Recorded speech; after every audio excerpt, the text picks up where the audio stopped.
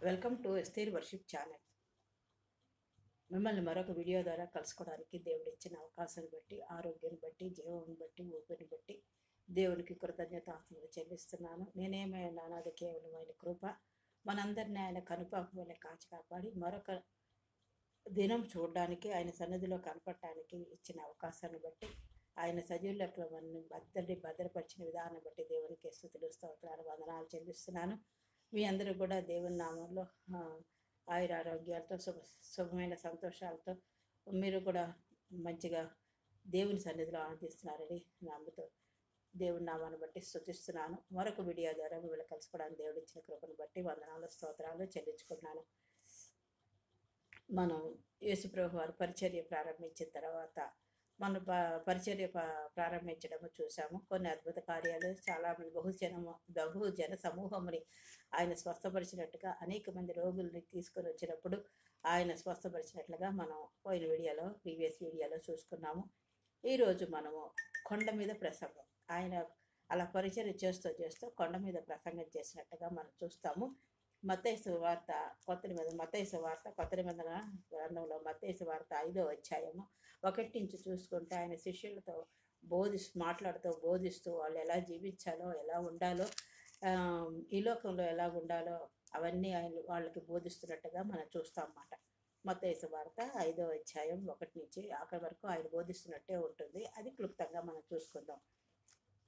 అత్యంత మహాపరిశుద్ధుడు, ప్రేమమెండు, కృపామెండు, దయామెడమైన ప్రభావం మీ అప్రంజి పాదములకు లెక్కలేని స్తుతులు స్తోత్రాలు వందనాలు చెల్లించుకుంటూ ఈ మధ్యాహ్న కాల సమయంలో మీ పాద సన్నిధానికి వచ్చినామైనా మీరు కొండ మీద నా ప్రభావ ప్రసంగం చేశారు తండ్రి. ఆ ప్రసంగం మీ శిష్యులకి నా ప్రభావ భూలోకంలో ఎలా జీవించాలో, ఎలా పరిచర్య చేయాలో, ఎలా ఉండాలో, మరి నా ప్రభావ మీరు ఆత్మీయంగా నా తండ్రి నాయన ఈ లోక సంబంధంగా ఎలా జీవించాలో వారికి నేర్పించిన విధానం బట్టి వందనాలు ప్రభావ. అంత మాత్రమే కాదు నాయన, మాకు కూడా ఎలాగా జీవించాలో ఈ ప్రసంగం ద్వారా మాకు మీరు బోధించిన విధానం బట్టి వందనాలు తండ్రి.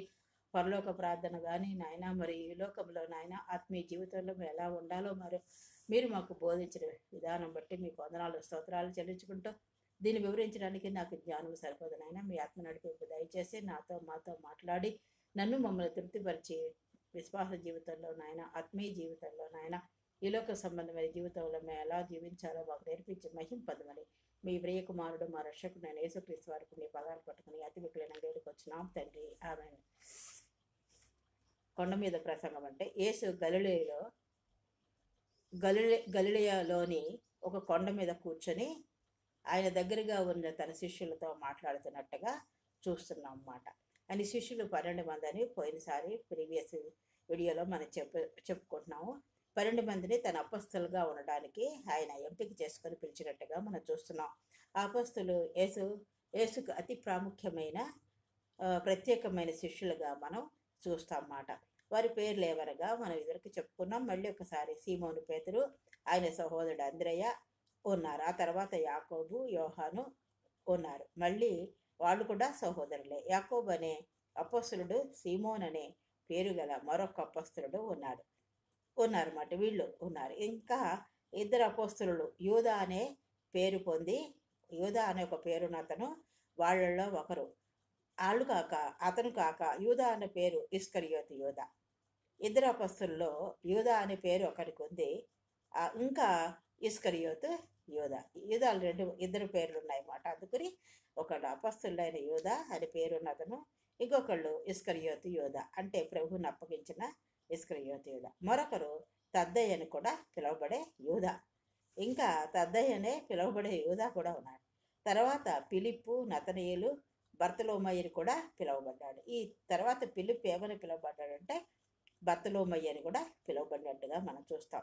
మత్తయి, తోమా అనేవాళ్ళు కూడా ఉన్నారని మనం పరిశుద్ధ గ్రంథంలో చూడగలుగుతాం అన్నమాట. సమరయ నుండి తిరిగి వచ్చిన తర్వాత యేసుప్రభు వారు మొదటిసారిగా పరలోక రాజ్యం సమీపించిందని ప్రకటించడం మొదలుపెట్టారు. ఈయన సమరయ నుండి వచ్చిన తర్వాత యేసుప్రభు వారి మొట్టమొదటిసారిగా పరలోక రాజ్యము సమీపించింది అని ప్రకటించడం ప్రారంభించారు అన్నమాట. ఆ రాజ్యం ఏమిటో మీకు తెలుసా అని శిష్యులను అడుగుతూ, దేవుని నిజమైన రాజ్యం, అది దేవుని యొక్క రాజ్యం, దేవుని నిజమైన ప్రభుత్వం, దాన్ని పరిపాలించేవాడు యేసుప్రభు అని చెప్పినట్టుగా చూస్తున్నాం. ఆయన పరలోకం నుండి పరిపాలిస్తూ భూమి మీద సమాధానం తెస్తాడు. ఆయన పరలోకం నుండి పరిపాలిస్తున్నాడన్నమాట. ప్రపంచాన్ని అంతా పరిపాలిస్తూ సమాధానం తెస్తున్నాడు. దేవుని రాజ్యం ద్వారా భూమి అంతా అందమైన పరలోకంగా పరదేశంగా మార్చబడాలని దేవుని చిత్తం అన్నమాట. యేసు ఆ రాజ్యం గురించి ప్రజలకు బోధించడం మొదలుపెట్టారు. పరలోక బాధన కూడా నేర్పించారన్నమాట. పరలోకమందున్న మా తండ్రి నీ నామము పరిశుద్ధపరచబడుగాక. మన దేవుడు పరలోకమందు ఉన్నాడు. ఆయన నామము ఎప్పుడు పరిశుద్ధపరచబడే ఉంది. పరిశుద్ధపరచబడినగాక అని ప్రారంభించి నీ రాజ్యము వచ్చుగాక, నీ చిత్తము పరలోకములు ఎలా నెరవేరిందో భూమి మీద కూడా అలా నెరవేరాలని ఆయన ప్రార్థన చేయాలని యేసుక్రీస్తు ప్రభువారు శిష్యులకు నేర్పించినట్టుగా చూస్తామన్నమాట. ఆ ప్రార్థనను చాలామంది ఏమంటారంటే పరలోక ప్రార్థన అంటారు. ఇది మనం కూడా నేర్చుకోవాలి. ఈ పరలోక ప్రార్థనని పిలుస్తారు. మనం కూడా మనలో ఎంతమందికి పరలోక ప్రార్థన వచ్చు అనేది మనం పరిశీలించుకోవాలి. పరలోక ప్రార్థన చేయడంలో కూడా మంచి ఆశీర్వాదం ఉంది మాట. పరలోక ప్రార్థనను పిలుస్తారు. ఇతరులు మన తండ్రి ప్రార్థన, ఇంకా కొంతమంది ఏమంటారు మన తండ్రి ప్రార్థన అని అంటారు అన్నమాట. వీరు ఆ ప్రార్థనను పూర్తిగా నేర్చుకున్నారా, చెప్పగలరా, కడతా వచ్చా, చెప్పగలరా అని మనం ఆలోచించుకుని అది నేర్చుకోవాలి. కొంతమంది అది కొంతమంది కొన్ని సంఘాల వాళ్ళు చేస్తారు, కొన్ని సంఘాల వాళ్ళు చేయరు. కాబట్టి అది నేర్చుకుని చేయడంలో ఒక్కొక్క దాంట్లో ఎంతో అర్థం ఉంది అన్నమాట. ఆ పరలోక ప్రార్థన మనం నేర్చుకుని మన సొంతంగా మనం నేర్చుకుని చేయడంలో మన కడతా రావడంలో ఎటువంటి తప్పు పొరపాటు లేదు. కాబట్టి మనం నేర్చుకోవాల్సిన వారమై ఉన్నాం. ప్రజలు ఆయన ఏం చెప్పారు, ప్రజలు ఒకరితో ఒకరు ఎలా ప్రవర్తించాలో కూడా యేసు ఇందులో బోధించారన్నమాట. ఇతరులు మీకు ఏమి చేయాలని మీరు అనుకుంటారో, మనకి ఇతరులు ఏం చేయాలని ఆశిస్తామో వాళ్ళకు కూడా మనం అలాగే చేయాలని ఉండాలన్నమాట. మంచి చేయాలని ఉండాలి అని ఆయన చెప్పారు. ఇతరుల మీద దయగా ఉండాలని, ప్రేమ కలిగి ఉండాలని చెప్పారు. ఇవి మనకి ఇష్టపడాలి, ఇష్టం చేసుకోవాలి. ఇతరుల మీద దయగా ఉండాలి, ప్రేమ కలిగి ఉండాలి. ఇతరులతో దయగా ప్రవర్తించాలని యేసుప్రభు వారు బోధించారు. అలాగే భూమిపై అందరూ అలా ప్రవర్తిస్తే ఎంతో అద్భుతంగా, సుందరంగా ఉంటుందన్నమాట. ఒకరినొకరు ప్రేమించుకోవడంలో, ఒకళ్ళొకళ్ళు దయ కలిగి ఉండటంలో, ఒకరినొకరు క్షమాపణ కూడా కలిగి ఉండటం మన జీవితాంతం నేర్చుకుంటూ ఉంటే అది ఎంతో అద్భుతంగా ఉంటుందని ఆయన చెప్పారు. మనకు కూడా అనుభవం అవుతుంది అలాగా ప్రవర్తించినప్పుడు. ఆ ప్రసంగంలో ఇంకా ఏం చెప్పారైనా యేసు లోతైన ఆధ్యాత్మిక విషయాలు చెప్పారన్నమాట. ఆత్మీయ సంబంధమైన భక్తికి సంబంధించిన ఆధ్యాత్మిక విషయాలు ఆయన సున్నితంగా, స్పష్టంగా తెలియజేసినట్టుగా బోధించారు. రోజు చూసేవారిని, ప్రజలకు బాగా తెలిసిన వాటిని, అంటే మనం రోజు చూసే వాటిని, రోజు మనం ఏం చూస్తాం దైనందిన జీవితాల్లో, మనకి ప్రజలకి బాగా తెలిసిన వాటిని గురించి ఆయన బోధించినట్లుగా చూస్తున్నాం.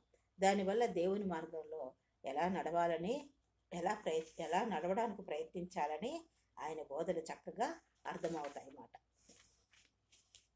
ఆయన ఇంకా ఏం చెప్పారు, సంతోషంగా ఉండాలని ప్రతి ఒక్కరూ కోరుకుంటారు. ప్రతి ఒక్కరు సంతోషంగా ఉండాలని కోరుకుంటారు కదా. అందుకు ఎవరు నిజంగా సంతోషంగా ఉంటారనే అంశంతో యేసు తన ప్రసంగం మొదలుపెట్టారు.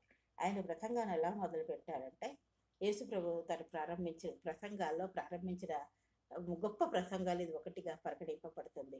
ఈ ప్రసంగంలో యేసు ప్రభు వారి ధన్యతల గురించి, ధన్యులు ఎవరైనా దాని గురించి చెప్పినట్టుగా చూస్తున్నాం. అవి మనం ఒక 5 వచనాలు చూసుకుందాం. ఆత్మ విషయమై దీనులైన వారు ధన్యులు, పరలోక రాజ్యం వారిది. ఆత్మ విషయంలో దీనులైన వారు, దీనత్వం కలిగి, విధేయత కలిగి ఉన్నవారు ధన్యులని, అలాంటి వారిదే పరలోక రాజ్యం అంటున్నారు అన్నమాట. దుఃఖపడేవారు ధన్యులు, వారు ఓదార్చబడదు. దుఃఖంతో ఎవరైనా ఈలోక సంబంధమైన సమస్యలతో, బాధలతో బాధపడుతున్న వారు ఓదార్చబడతారు. వాళ్ళు ధన్యులు అంటున్నారు అన్నమాట. ఆయన ప్రభువే వాళ్ళని ఓదారుస్తారు. సాత్వికులు ధన్యులు, వారు భూలోకమును స్వతంత్రించుకోదు. సాత్వికత్వం కూడా సహనము, ఓర్పు, విధేయత, దీర్ఘశాంతం, ఇవన్నీ దీనత్వం, ఇవన్నీ వస్తాయి. వారు అలా సాత్వికంగా ఉన్నప్పుడు మృదువైన మాట మాట్లాడడం, ఇతరులకు కోపం తెప్పించే మాటలు మాట్లాడడం, ఒకవేళ మాట్లాడిన కొన్ని పరిస్థితుల్లో మళ్ళీ సారీ అని క్షమాపణ అడుగుతాం. కాబట్టి సాత్వికులు ధన్యులు, అలా దీర్ఘశాంతం ఉన్న వాళ్ళు ధన్యులు, వారు భూలోకాన్ని స్వతంత్రించుకుంటారు. నీతి కొరకు ఆకలి దప్పులు గలవారు ధన్యులు, వారు తృప్తి పరచబడతారు. నీతి కొరకు నీతిగా జీవించాలి. ప్రతి కష్టార్జితమును మనం తినాలి. మన ఇతరులపైన ఎటువంటి మోసాలు చేసి జీవించకూడదు, వాళ్ళని మోసగించకూడదు అని మనం సంకల్పం కలిగి మనం కష్టపడి ఉన్నప్పుడు, మనకున్న దానితో సంతృప్తి పడినప్పుడు, మనకి ఏది అనుగ్రహించబడిందో, మనం ఏ ఉద్యోగం చేస్తున్నామో, ఏది మనం ఏ చిన్న స్థితిలో ఉన్నామో దానిలో మన సంతోషంతో తృప్తిగా ఉన్నప్పుడు, ఒకవేళ ఆకలి దప్పులు అంటే సరిపోక కొన్ని సమస్యలు మనకు ఎదురైనా కూడా మన ధన్యత్వం పొందుతాం. వాటి దేవుడు సమృద్ధికి దయచేస్తాడు. మనం తృప్తి పడతాం అన్నమాట. మనకి కలిగిన దానిలో తృప్తిగా ఉన్నప్పుడు ఆ దేవుడు సమృద్ధిగా ఇచ్చి తృప్తిపరుస్తాడు. కనికరం గలవారు ధన్యులు, వారు కనికరం. మనం ఇతరుల వల్ల కనికరంగా ఉంటే దేవుడు మన వల్ల కూడా కనికరం ఇస్తాడనమాట. అప్పుడు మన కనికరం పొందాం. హృదయ శుద్ధి గలవారు ధన్యులు, వారు భూలోకమును హృదయ శుద్ధి గలవారు ధన్యులు, వారు దేవుని చూచెదరు. మనం హృదయం శుద్ధిగా ఉంటే మన దేవుని చూడగలుగుతామని బోధించారన్నమాట. సమాధానపరచువారు ధన్యులు, వారు దేవుని కుమారులు అనబడతారు. ఎప్పుడైనా గొడవలు కట్టడాట్లు ఏదైనా ఉన్నప్పుడు సమాధానకరంగా మన గృహాల్లో మాట్లాడుకున్నప్పుడు, సమాధానపరచబడినప్పుడు మనం మన గృహంలో సమాధానపరచబడతాం, మన సంఘంలో సమాధానపరచబడతాము, మన సమాజంలో సమాధానపరచబడతాము. అలాంటి వారు దేవుని కుమారులు అనబడతారట. నీతి నిమిత్తం హింసించబడేవారు ధన్యులు, పరలోక రాజ్యము వారిది. దేవుని నమ్మిన తర్వాత అనేక మంది శ్రమల గుండా వెళ్ళినప్పుడు, కష్టాలు, బాధలు, వేదనలు, కన్నీళ్ళు, సమస్యల్లో వెళ్ళినప్పుడు, ఇతరులు అపహాసం చేసినప్పుడు, మనల్ని ద్వేషించినప్పుడు, మనం అది ధన్యతగా భావించినప్పుడు దేవుడు పరలోక రాజ్యమే వారిదే అన్నమాట. కాబట్టి మనము ఆ ధన్యతలలో ఉండాలని, ఈ లోకంలో ఎలాగ ఉండాలని అనేకమైన విషయాలు వాళ్ళకి బోధించారు. మన మీద చెడ్డ మాటలు పలికిన, మనని నిందించిన, దూషించిన అవన్నీ కూడా అన్నిట్లో కూడా సంతోషించి ఆనందించినప్పుడు పరలోకం నుండి మీ ఫలం అధికమవుతుంది అని ఆయన ఉపదేశించినట్టుగా చూస్తున్నాం. మరి మన లోకానికి ఉప్పైనట్టుగా చూస్తున్నాం, వెలుగైనట్టుగా ఆయన ప్రసంగించారు. కూరలో ఉప్పు మనం వేయకపోయినా తినలేము, ఎక్కువైనా అది నిస్సారమైపోతుంది, దాన్ని తినలేము. కాబట్టి మన క్రైస్తవ జీవితంలో కూడా ఉప్పు ఎంత సమపాళ్లలో ఉండాలో ప్రతి విషయంలోనూ మన సమపాళ్ల కలిగి మన ఆత్మీయ జీవితం కొనసాగించాలని దేవుని వాక్యం, వెలుగు సంబంధంగా ఉండాలని దేవుని వాక్యం మనకు తెలియజేస్తుంది కొండ మీద ప్రసంగంలో. కాబట్టి వారు ఇంకా ఏమంటున్నారంటే, హృదయ శుద్ధి గల వారు ధన్యులు, వారు దేవుని చూచెదరు అని అన్నాడు. మన నీతి ఇదన్నీ చెప్పాను కదా. నీతి శాస్త్రుల నీతి కంటేనో పరిశీలన నీతి కంటేనో అధికముగా ఉంటే మనం ధన్యులం. అధికం లేకపోతే పరలోక రాజ్యంలో ప్రవేశింపనేరని ఆయన చెప్పినట్టుగా చూస్తాం. అన్నిటికీ ఏంటంటే ప్రేమ కూడా కలిగి ఉండాలి. ప్రేమ మరియు క్షమ కలిగి ఉండాలని యేసుప్రభు వారు తన బోధనలో చూపినట్టుగా, తన బోధనలో తెలిపినట్టుగా మనము చూడగలుగుతాం అన్నమాట. 5వ అధ్యాయం అంతట్లో ఈ ప్రేమ మరియు క్షమ యొక్క ప్రాముఖ్యత గురించి ఆయన నొక్కి చెప్పినట్టుగా మనం చూస్తాం. ఈ కొండ మీద ప్రసంగము ఎంతో ప్రాముఖ్యమైనట్టుగా మనము చూడగలుగుతున్నాము. ఎన్నో అంశాలు ఇందులో పొందుపరిచి ఉన్నాయి. మీరు 5వ అధ్యాయం మొత్తం మత్తయి సువార్త మంచిగా బాగా చదివినప్పుడు మీకు బాగా అర్థమవుతుందన్నమాట. మనుషులకు కనపడవలని కాక మన క్రియలు, నీతి క్రియలు ఎలా ఉండాలి, మన మనుషులకు కనపడాలని కాక దేవునికి దృష్టికి అవి వెళ్ళాలని, అలాగ మనం సత్క్రియలు చేసినప్పుడు అలాంటి వాటికి జాగ్రత్త పడమని చెప్తున్నాడు అన్నమాట. అలాగా ఉండడానికి, దేవునికి ఇష్టమైన కార్యాలు చేయడానికి జాగ్రత్త పడండి. లేని ఎడల పరలోకమందు మీ తండ్రి యొద్ద మీరు ఫలం పొందరు. మన పరలోకమందున తండ్రి యొద్ద మనం ఫలం పొందమని ఆయన చెప్తున్నాడు అన్నమాట. ఇంకా నరహత్య చేయవద్దని, కంటికి కన్ను పట్టి, ఇలాగ అనేకమైన అంశాలు ఉన్నాయి. కాబట్టి ఇవన్నీ నేను క్లుప్తంగా వివరించాను.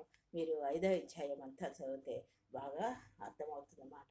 కాబట్టి ప్రసంగాలన్నీ, ఈ ప్రసంగంలో కొండ మీద ప్రసంగం, ప్రాముఖ్యమైన ప్రసంగం, పరలోక రాజ్యం గురించి ఆయన ప్రకటించారు.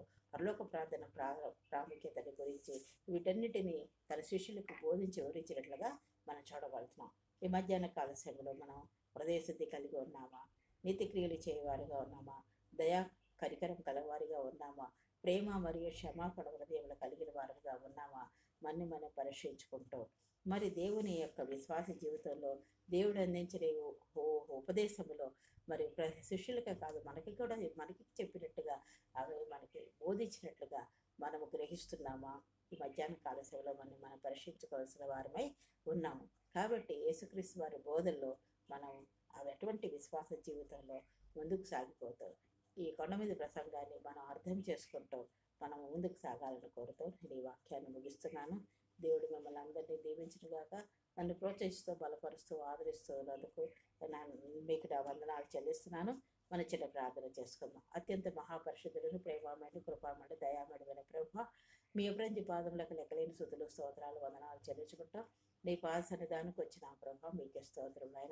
నాయన తండ్రి, నాయన మరొక దినం మరొక క్షణం మాకు ఇచ్చినందుకు, సజీవులకు భద్రపరిచినందుకు, మీరు ఇచ్చిన ఆయుష్ను బట్టి, ఆరోగ్యం బట్టి, జీవుని బట్టి, ఊపిరిని బట్టి మరొకసారి మీకు స్తుతులు స్తోత్రాలు వందనాలు చెల్లించుకుంటూ, నాయన ఈ కొండ మీద ప్రసంగాన్ని వివరించడానికి నాకు జ్ఞానం సరిపోకపోయినప్పటికీ నీ ఆత్మ ద్వారా నాతో మాట్లాడి నా ప్రభా, నా ద్వారా విలుచుని వారితో మాట్లాడి మా విశ్వాస జీవితాలను బలపరిచి ప్రార్థనలో ఉన్న నాయన అనేకమైన అంశాలు మేము చదివి నా ప్రభా అర్థం చేసుకొని ముందుకు సాగిపోయే కృపను గురించి మీరే సహాయం చేసి మహింపదమని నా ప్రభా అనేక మందికి ఆశీర్వాదంగా మమ్మల్ని చేయమని ప్రార్థిస్తూ మీ ప్రియకుమారుడు మా రక్షకుడైన యేసుక్రీస్తు వారి పుణ్య పాదాన్ని పట్టుకుని అతి మిక్కలేనంగా ఇక్కడికి వచ్చినాం తండ్రి. ఆమె దేవుడు మిమ్మల్ని అందరినీ దీవించుగాక.